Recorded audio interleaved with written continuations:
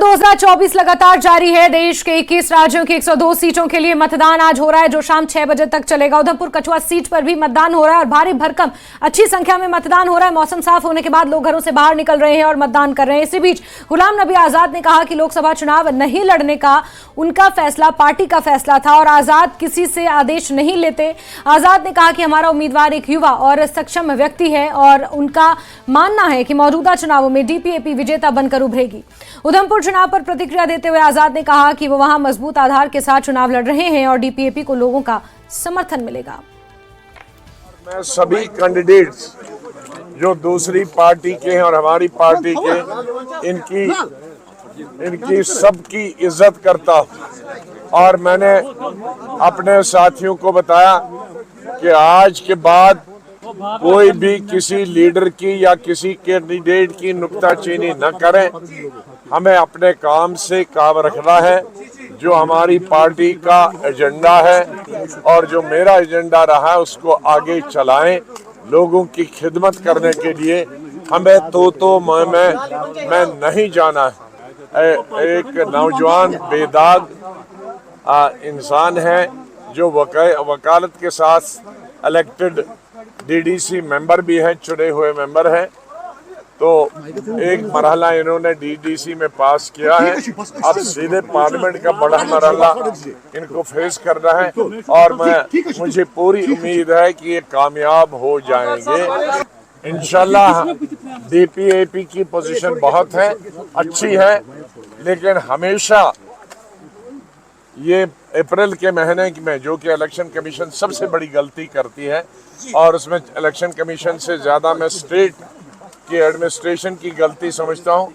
हर वक्त वो first second पोल यहाँ रखते हैं और अप्रैल का महीना बारिशों का महीना होता है, जिसकी वजह से पोलिंग बहुत कम। ये बताइए कि जिस तरह से आपने अभी जस्टिफाई किया इलेक्शन अपना न लड़ना, लेकिन दूसरी जानब ये भी बताया जा रहा है कि आजाद साहब को कमांड मिली है पीछे से, इसीलिए उन्होंने इलेक्शन नहीं लड़ा। गुलाम नबी आजाद की कमांड गुलाम नबी आजाद के हाथ में है, किसी की हाथ में नहीं। किस तरह से जस्टिफाई कर रहे हैं आप इलेक्शन न लड़ना? यहाँ मैंने कहा सब पार्टीज कोई अपनी अपनी मर्जी से कोई लड़ता है, कोई नहीं लड़ता है। ये हमारी पार्टी का फैसला है। इसमें किसी दूसरी पार्टियों में कोई लड़ाया या नहीं लड़ा वो उनका फैसला है। रीजन क्या है सर? रीजन मैंने बताया है कि जब मैं छोड़ के आया था दिल्ली तो मैंने यही बताया था कि यहाँ के लोगों की खिदमत करना। तो लोगों ने मुझे याद दिलाया कि भाई ये तो आप फिर उसके उलट कर रहे हैं, फिर जा रहे हैं। मैंने कहा चलो भाई आपकी बात सुने, यहीं रहेंगे, आपकी खिदमत करेंगे। इन पर प्रत्याशियों की वोटिंग की तस्वीरें देख रहे हैं। एक ओर कांग्रेस उम्मीदवार चौधरी लाल सिंह ने अपना वोट डाला तो दूसरी ओर डीपीएपी उम्मीदवार जीएम सरूरी ने अपना वोट डाला और लोगों से वोट की अपील करते भी नजर आए और मतदान केंद्रों का जायजा भी लिया। तो चौधरी लाल सिंह कई मतदान केंद्रों पर पहुंचे जहां उन्होंने मतदान की लोगों से अपील की और कई मतदान केंद्रों का उन्होंने जायजा भी लिया और सरकार के ऊपर हमलावर एक बार फिर नजर आए। तो वहीं दूसरी तस्वीर डीपीएपी उम्मीदवार गुलाम मोहम्मद सरूरी की आप देख रहे हैं, जो अपने पूरे परिवार के साथ वोटिंग करने पहुंचे थे। उन्होंने मतदान किया और लोगों से भी अपील की कि मताधिकार का इस्तेमाल करें। आज हमने अभी सरतल अपना आबाई गांव करोल में मारवाड़ी के गांव में वोट डाला और बहुत ही अच्छा है, जमहूरी अमल है। और आज जो है सुबह 7 बजे एग्जैक्ट शुरू होगी और पूरी कठुआ, उधमपुर और डोडा, रामबन, किश्तवाड़ डिस्ट्रिक्टों में वोटिंग स्मूथ चल रही है और ईवीएम्स में जो है उसमें फोटोग्राफ भी आ रहे हैं। हमारा जम्मू में जो हमारा रावी रिवर है, हमारा पंजाब से ज्यादा हिस्सा हमारा है, ये पता होना चाहिए सबको। और पहले भी बेचा गया किसी जमाने में, इस बार इन्होंने बेच दिया उनको। हालांकि ये डैम हमारा बनना चाहिए, एक उनका एक हमारा भी बनना चाहिए। हमारी दरिया भी खत्म हो गया, पानी भी खत्म हो गया और दरिया नहीं, हमें अभी सारी फर्द है, कौन सी डेवलपमेंट कराई। और ऐसे मेंबर ऑफ पार्लियामेंट गए जिनको पता नहीं लगा कि गलत काम करवा गए। वो कहते हैं कि 2 बार तो हम जीत चुके हैं, बंद कर दिया है, अब वो कठुआ में अब रोका गया और उसे किधर रोका है, कहाँ रोका है, कौन कहता पानी रोका हुआ है? Who's told? जाओ देखो ये पानी चल रहा है। सिर रोका है माइन मिनरल, उसका बेड़ा गर्क किया है, खड्डे डलवाए हैं। पानी आता था और लगातार चलता था, तो वो वहां से इरोजन होके जो मिडिल ऊपर से जो डैम में सिल्टेड हो रहा है वो जहां नीचे गिरता था। लोग उससे अपना घर चलाते थे, रोजी रोटी चलाते थे। आज इतनी बुरी हालत है, वो बेचारे मामूली ट्रैक्टर वाले माफिया ट्रैक्टर वाला माफिया होता है।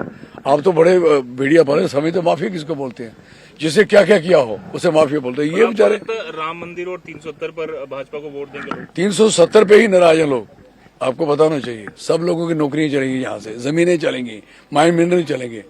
और जो स्टैंडर्ड ऑफ जो हमारा कॉन्स्टिट्यूशनली जो हमारा स्टेट राइट था, स्टेट को यूटी बना दिया, कौन पसंद करेगा इस चीज को।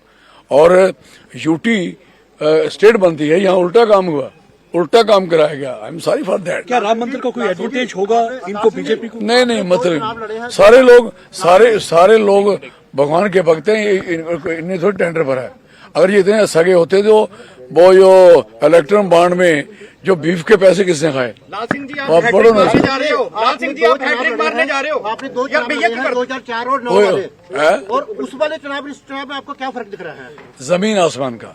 वो किस तरह का फर्क दिख रहा है? आप फर्क इसलिए दिख रहा है जो इंथ्यूजियाज्म आज लोगों में है वो उसमें इतना ज्यादा नहीं था। मेरे मुतल्का जितना प्यार आज है वो उस दिन उतना नहीं था।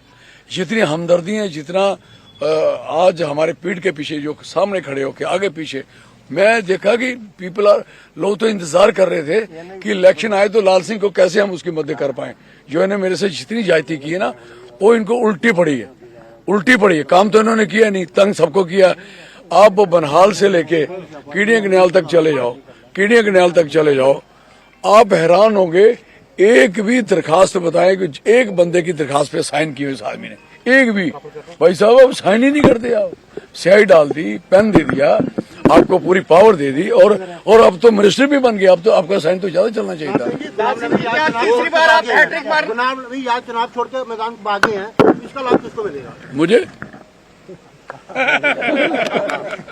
तो आपका क्या कहना है कि 370 जो हटा है उस वजह से ही सारे इसके मल्टी कारण है। इलेक्शन जो इस समय आया है, 370 तो जम्मू कश्मीर के लोगों के साथ जो धज्जियां उड़ाई है यहाँ के लोगों की, पूछा नहीं किसी को। आज कहते हैं जम्मू कश्मीर के लोगों की हालत अच्छी है, जब उन्होंने आगे देखी ना कि यहाँ कोई झुकी नहीं मिल रही, यहाँ सारे लोगों के 2-2, 4-4 कमरे हैं, पक्के छत के नीचे रह रहे हैं और लोगों की शक्ल भी अच्छी दिख रही है, बढ़िया साफ सुथरे कपड़े। उन्होंने कहा नो, ये पसंद नहीं आई हमें। भाई हम चाहते हैं कि आपकी स्टेट भी ऐसी बने, हमारी राय ले लो, हम बताएंगे आप कैसे होते हैं। वहीं जम्मू कश्मीर कांग्रेस अध्यक्ष वकार रसूलवानी ने भी आज रामबन जिले में अपना वोट डाला और इस मौके पर उन्होंने कांग्रेस प्रत्याशी की जीत का दावा भी किया। हमें थोड़ा मायूसी थी कि क्या पता बारिश में लोग नहीं निकलेंगे, लेकिन आज जिस हिसाब से मुझे फ़ोन आ रहे हैं, हर पोलिंग स्टेशन से जोग दर जोग लोगों ने ज़बरदस्त पोलिंग की है। यहाँ भी अभी लोग निकले हैं, ये शहर का पोलिंग स्टेशन है बनिहाल टाउन का, तो यहाँ भी लोग निकले हैं और अच्छी तरह से मतदान कर रहे हैं। मैंने भी अपना जो मुझे जमहूरी हक है वो मैंने अदा किया और मुझे यकीन है कि ऊपर वाला रब जो है इस पार्लियामेंट कॉन्स्टिट्यूंसी और देश के लिए, लोगों के लिए अच्छा करेगा। जो नुमाइंदा लोगों के लिए लड़ेगा, जो लोगों के काम करेगा, जो लोगों के हित की बात करेगा, जो मजलूमी की बात करेगा, वही जीतेगा। जो कहीं जाएगा नहीं, जो किसी का काम नहीं करेगा, जिसको 10 साल में किसी ने शक्ल नहीं देखी, मुझे नहीं लगता है कि उसको वोट लोग दे रहे हैं। उस नुमाइंदे को जिसने अभी तक इस कॉन्स्टिट्यूंसी की आन बान शान कायम रखी थी जब वो PM ये था, मेंबर ऑफ पार्लियामेंट था, और मुझे इंशाल्लाह यकीन है कि जीत सच्चाई की हो। जो पहले 1914 में था वो नहीं है। इस बार बीजेपी जो है बहुत पीछे हो चुकी है, कांग्रेस से काफ़ी पीछे पिछाड़ चुके हम उसको। कैंपेनिंग में ही हमें लगा था कि बीजेपी पीछे चलेगी। थैंक यू, बहुत बहुत शुक्रिया।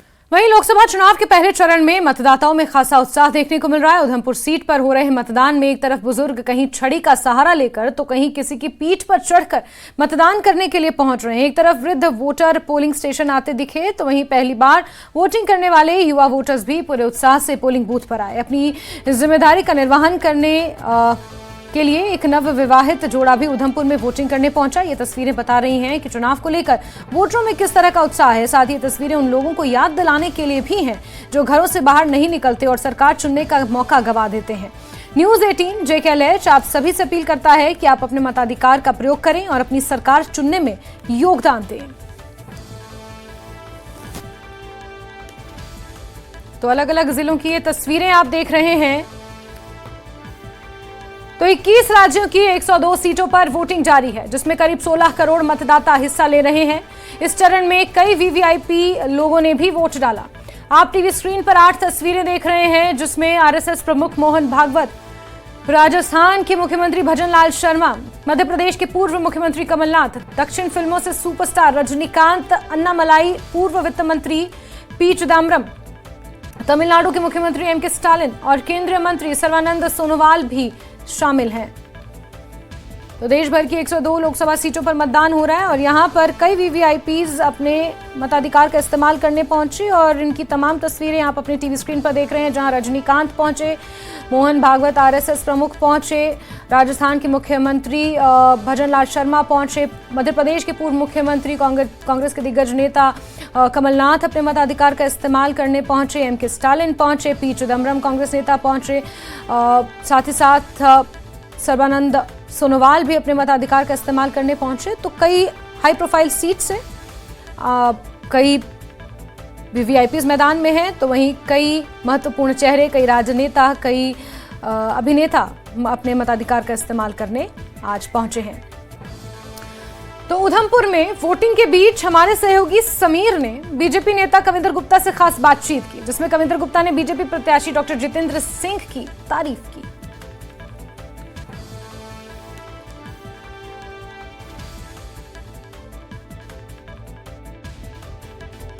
कठुआ डोडा कॉन्स्टिट्यूंसी के लिए वोटिंग हो रही है पहले फेज में, और इसमें दिग्गज जो नेता हैं बीजेपी की तरफ से डॉक्टर जितेंद्र सिंह, जो कि यूनियन मिनिस्टर हैं PMO में, 2 बार वो वहां से चुनाव जीते हैं, तीसरी बार वो अपना किस्मत आजमाई वहां से कर रहे हैं। चौधरी लाल सिंह उनके मुकाबले में है, जो कभी कांग्रेस में थे, फिर बीजेपी में गए और अब फिर कांग्रेस में चले गए हैं। उनके साथ उनका जबरदस्त मुकाबला, कांटे का मुकाबला है।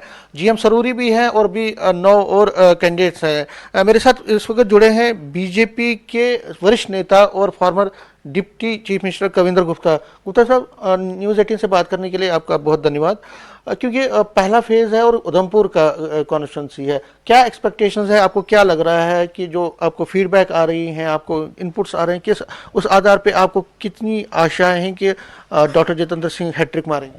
देखिए, डॉक्टर जितेंद्र सिंह जी ने काम किया है और केंद्रीय मंत्री के नाते उन्होंने जिस प्रकार से साइंस एंड टेक्नोलॉजी डिपार्टमेंट उनके था, नॉर्थ ईस्ट उनका था, आज मंगल ग्रह तक हम पहुंच गए। आज हमने बहुत से परमाणु प्रशिक्षण किए। इसके बाद हम देखें तो नॉर्थ ईस्ट की हालत सुधरी है। तो इंफ्रास्ट्रक्चर डेवलपमेंट का जो काम जितना इस क्षेत्र में हुआ है उसका कोई मुकाबला नहीं है। दूसरी तरफ जो कैंडिडेट हैं, आखिर वो कंपैरिजन तो कोई है कोई नहीं। पहले भी आपने खुद कहा कि किसी पार्टी में, फिर अपनी पार्टी, फिर किसी पार्टी में, फिर बीजेपी, फिर दूसरी पार्टी। देखिए, क्रेडिबिलिटी भी एक मायने रखती है। जितेंद्र सिंह जी के कामों पर और कार्यकर्ता की मेहनत पर हमको विश्वास है और पहले से बेहतर स्थिति में भारतीय जनता पार्टी इस उधमपुर कॉन्स्टिट्यूंसी में जीतेगी।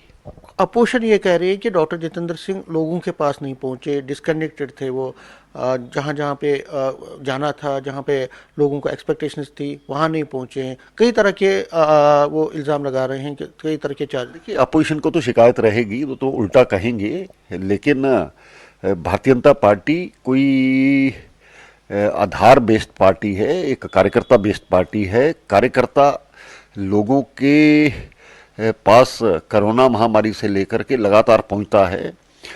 उनके पास जो जिम्मेवारियां थी, फिर भी उसके बावजूद वो फ्राइडे सैटरडे। तो ये तस्वीरें सामने आई हैं जहां केंद्रीय गृह मंत्री अपना पर्चा भर रहे हैं, अपना नॉमिनेशन फाइल कर रहे हैं।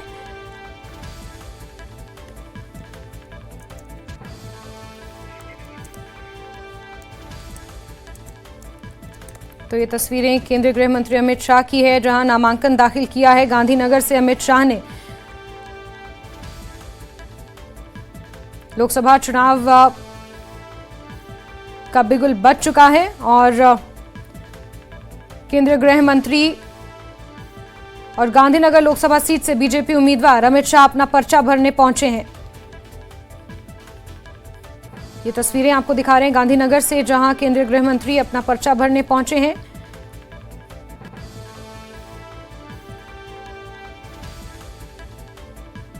पहले उन्होंने रोड शो किया और रोड शो के बाद अपना पर्चा भरने पहुंचे केंद्रीय गृह मंत्री अमित शाह। गांधीनगर से उन्होंने अपना पर्चा भरा। ये तस्वीरें आपको दिखा रहे हैं, जहां गांधीनगर से अपना नामांकन भरने के लिए केंद्रीय गृह मंत्री अमित शाह पहुंचे हुए हैं। पार्टी के नेताओं के साथ यहां पर पहुंचे हैं और अपना नॉमिनेशन उन्होंने यहां से फाइल किया है। इससे पहले उन्होंने एक रोड शो किया और अब अपना पर्चा भरने यहां पहुंचे हुए हैं। ये सीधी तस्वीरें आपको हम दिखा रहे हैं गांधीनगर से, जहां केंद्रीय गृह मंत्री अमित शाह ने अपना नॉमिनेशन फाइल कर दिया है और गुजरात के भाजपा नेताओं के साथ अपना नॉमिनेशन फाइल करने पहुंचे हुए हैं। गांधीनगर से गृह मंत्री अमित शाह मैदान में हैं और नॉमिनेशन फाइल किया है उन्होंने गांधीनगर से।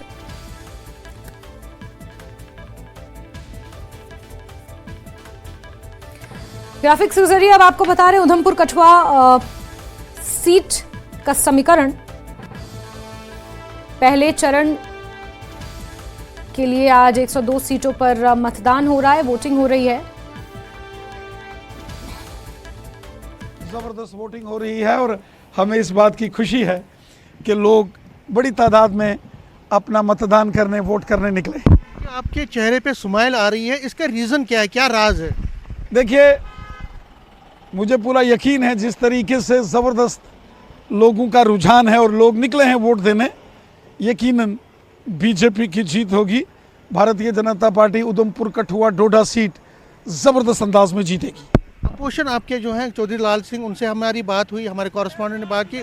उन्होंने ये कहा कि मेरा मुकाबला है और मैं ये जीतूंगा, मैंने यहाँ पे काम किया पहले। चलिए, लोकतंत्र में, डेमोक्रेसी में, जमहूरी निज़ाम में आवाम के हाथ में ताकत होती है और आवाम जो फैसला करेगी, आवाम जिसको जिताएगी, आवाम जिसका झंडा बुलंद करेगी, उसकी जीत होगी। और मुझे यकीन है कि ज़बरदस्त जीत के साथ मोदी साहब तीसरी बार मुल्क के प्राइम मिनिस्टर बनेंगे और उधमपुर कठुआ डोडा की सीट हो या हमारी जम्मू रियासी पार्लियामानी सीट हो, बीजेपी जीतेगी। आपको लगता है कि जो स्कीम्स, जितनी भी स्कीम्स, चाहे आयुष्मान, हाउसिंग पर, साहब ने गरीबों की खिदमत की है, गरीबों की खिदमत, मजलूमों, मजदूरों, किसानों, बेसहारा लोगों की अगर किसी ने सच में दिल से हमदर्दी की है और खिदमत की है, वो मोदी साहब है।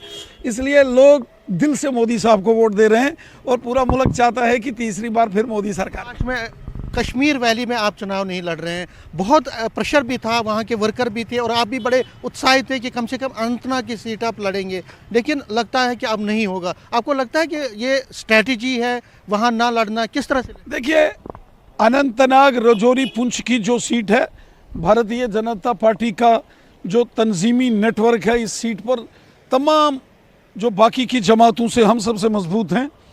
बीजेपी ने बहुत काम किया है। मैंने खुद, चूँकि मैं इसी पार्लियामेंट्री सीट से आता हूं, राजौरी पुंछ के एरिए से, और जो बीजेपी ने पहाड़ी कबीले को जो हक दिए उनके साथ इंसाफ किया, गुजर बकरवाल कबीले के लोगों के साथ बीजेपी ने इंसाफ किया, ओबीसी कम्युनिटी के लोगों को बीजेपी ने हक दिए और कश्मीरियों के साथ बीजेपी ने इंसाफ किया। तो मुझे पूरा यकीन है कि इस पर जो भी फैसला पार्टी लेगी, सही फैसला लेगी। अगर मुझे बीजेपी के आला कमान इस पर चुनाव लड़ने के लिए बीजेपी का कैंडिडेट उतारने का अगर हमें हुक्म होगा तो यकीनन बीजेपी ये सीट जीतेगी। और अगर पार्टी कोई फैसला लेती है कि खुद बतौर हमको इलेक्शन ना लड़कर किसी और के साथ सपोर्ट में आना है, तो जो लास्ट डे है और अब तो नहीं लगता कि वहाँ से चुनाव, जो भी फैसला पार्टी के आला कमान, हमारे जो ऑल इंडिया प्रेसिडेंट हैं, नेशनल प्रेसिडेंट साहब हैं, होम मिनिस्टर साहब हैं, जो भी पार्टी फैसला करे। तो नहीं है कि उमर अब्दुल्ला से डर गए, उन्होंने कहा कि 3 की 3 सीटों पे जमानत।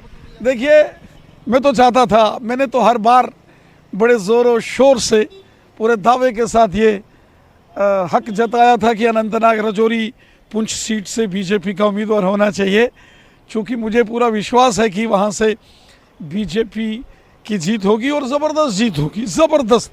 बीजेपी के कमल का फूल के निशान पर अगर पार्टी फैसला लेती है और हम लड़ते हैं तो जीतेंगे कमल के फूल पर। अलबत्ता अगर पार्टी कोई और फैसला लेती है तो भी हम जीतेंगे। अब असेंबली की तैयारी है वहाँ? पूरे तरीके से जीतेंगे जो भी होगा, लेकिन नेशनल कॉन्फ्रेंस कांग्रेस और पीडीपी तो नहीं जीतेगी। एबीसी पार्टी जो है उनको साथ लेकर, देखिए हमारी कोशिश है, बाकी डेमोक्रेसी और जमहूरी निज़ाम में अवाम जो होती है वो सबसे ताकतवर होती है, जो फैसला अवाम करेगी।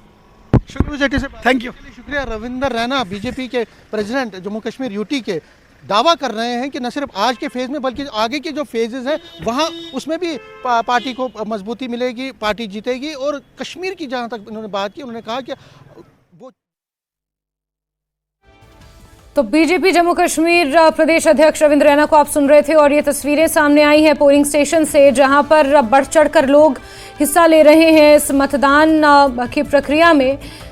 बुजुर्ग भी लाठियों का सहारा लेकर पहुंच रहे हैं, तो वहीं युवा भी आज इस लोकतंत्र के महापर्व में अपनी भागीदारी दे रहे हैं, सुनिश्चित कर रहे हैं। महिलाएं बढ़ चढ़कर सामने आई हैं और अब से कुछ ही देर बाद पोलिंग परसेंटेज भी सामने आ जाएगा। साथ ही साथ न्यूज़ 18 JKRH भी आपसे ये अपील करता है कि घरों से बाहर निकलें और अपने मताधिकार का इस्तेमाल करें। नीचे दिए गए नंबर पर अपनी सेल्फी हमें भेजें, हम उसे टीवी स्क्रीन पर भी दिखाएंगे। और बढ़ चढ़कर बाहर निकलें और अपने मताधिकार का इस्तेमाल करें। पूरे देश भर में 102 सीटों के लिए आज वोटिंग हो रही है, जिसमें उधमपुर कठुआ सीट पर भी सुबह 7 बजे से ही मतदान लगातार जारी है। भारी भरकम भीड़ लोगों की यहाँ पर अलग अलग पोलिंग स्टेशंस पर सामने आई है, जिसकी तस्वीरें आप देख रहे हैं। लोकतंत्र के पर्व की बेहद सुखद तस्वीरें हैं, जहां बारिश का दौर थम चुका है और हल्की धूप की चिलकोर है और साथ ही साथ भारी मात्रा में लोग घरों से निकल रहे हैं, मतदान कर रहे हैं। उधमपुर से वोटिंग के माहौल को लेकर ज्यादा जानकारी दे रहे हैं हमारे सहयोगी मनोज कौल।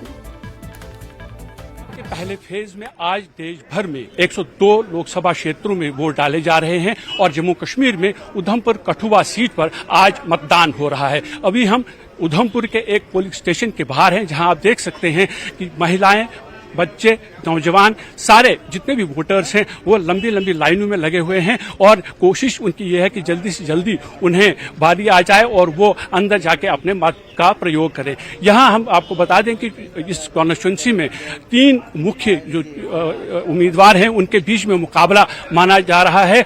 डॉक्टर जितेंद्र सिंह जो कि भारतीय जनता पार्टी की तरफ से उम्मीदवार हैं, वो उनका मुकाबला चौधरी लाल सिंह से है जो कांग्रेस के प्रत्याशी हैं। और साथ ही DPAP के GM सरूरी भी चुनाव मैदान में हैं। हम यहाँ पर कोशिश करेंगे कुछ मतदाताओं से बात करने की, ये जानने की कि आखिर उनके मन में क्या भाव है, किस लिए वो आज मतदान केंद्र पर आए हैं। मैडम, आपसे आपका नाम जानना चाहेंगे। आप यहाँ पर खड़ी हैं लाइन में, क्या चाहती हैं आप, क्या लगता है कितना जरूरी है अपना वोट देना? बहुत जरूरी है वोट देना, क्योंकि ये हमारा हक है और हमें अपना अगर हम वोट डालेंगे तो हम अपना नुमाइंदा चुन पाएंगे, जो कि हमारे जो कॉमन लोग हैं उनकी प्रॉब्लम्स को सॉल्व करेंगे। मैडम, आपसे जानना चाहेंगे कि किस तरह के मुद्दे हैं जिन पर आप वोट कर रहे हैं, क्या चाहते हैं कि आपका जो सांसद जो यहाँ से चुन के जाएगा उसको किस तरह के काम करने पड़ेंगे?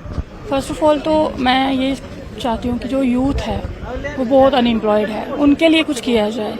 बाकी तो मसले चलते रहते हैं, लेकिन यूथ के लिए तो सोचना चाहिए अभी गवर्नमेंट को, और हम इसी के बेसिस पे अब जो है वोटिंग करेंगे इस बार। Thank you.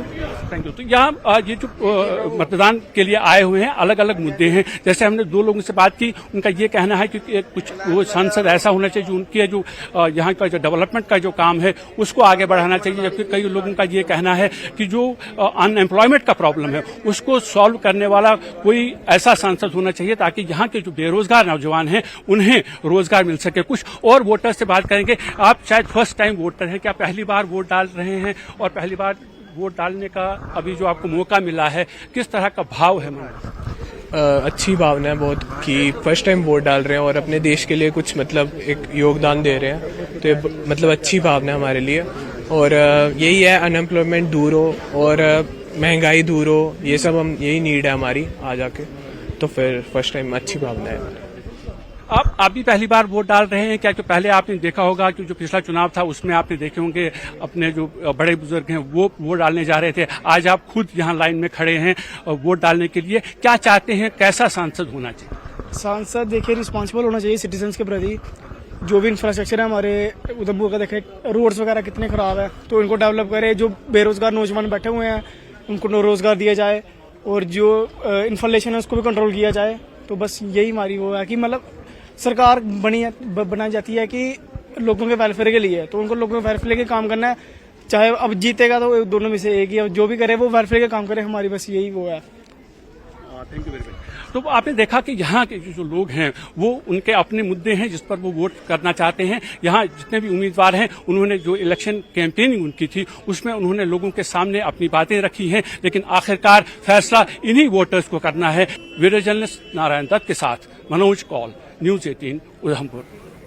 तो अच्छी तस्वीरें, सुखद तस्वीरें सामने आई हैं जहां लोग बढ़ चढ़कर इस लोकतंत्र के महापर्व में हिस्सा ले रहे हैं, घर से बाहर निकल रहे हैं, अपना मतदान कर रहे हैं, वोटिंग कर रहे हैं। और महासंग्राम 2024 यूं ही लगातार जारी रहेगा। पल पल की अपडेट उधमपुर कठुआ सीट से हम आप तक